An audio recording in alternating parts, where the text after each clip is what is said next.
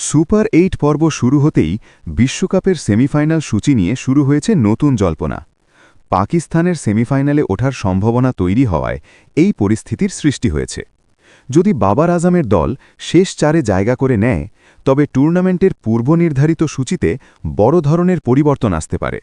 সেক্ষেত্রে কলকাতার ইডেন গার্ডেন্সে প্রস্তাবিত সেমিফাইনাল ম্যাচটি বাতিলের সম্ভাবনা রয়েছে। মূলত পাকিস্তানের আপত্তির কারণেই এই জটিলতা। পাকিস্তান আগেই জানিয়ে দিয়েছে যে তারা ভারতে খেলতে আগ্রহী নয়। আইসিসির নিয়ম অনুযায়ী পাকিস্তান সেমিফাইনালে উঠলে তাদের ম্যাচটি শ্রীলঙ্কার কলম্বোতে অনুষ্ঠিত হবে।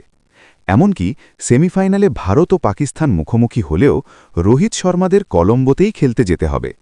অন্যদিকে পাকিস্তান সেমিফাইনালে না উঠলে ভারতের ম্যাচটি মুম্বাইয়ের ওয়াংখেড়েতে এবং অন্য সেমিফাইনালটি ইডেনে হওয়ার কথা। সুপার 8-এর সমীকরণ অনুযায়ী পাকিস্তান ও ভারত সেমিফাইনালে উঠলে সূচি পুরোপুরি বদলে যাবে। পাকিস্তান ফাইনালে উঠলে আহমেদাবাদ থেকে সেই ম্যাচও সরে যাওয়ার সম্ভাবনা রয়েছে। আয়োজক হিসেবে শ্রীলঙ্কাও তাদের সব ম্যাচ দেশের মাটিতে খেলতে চায়। ফলে ইডেন গার্ডেন্স শেষ পর্যন্ত কোনো সেমিফাইনাল ম্যাচ পাবে কিনা তা এখন পুরোপুরি নির্ভর করছে পাকিস্তানের টুর্নামেন্টে টিকে থাকার উপর।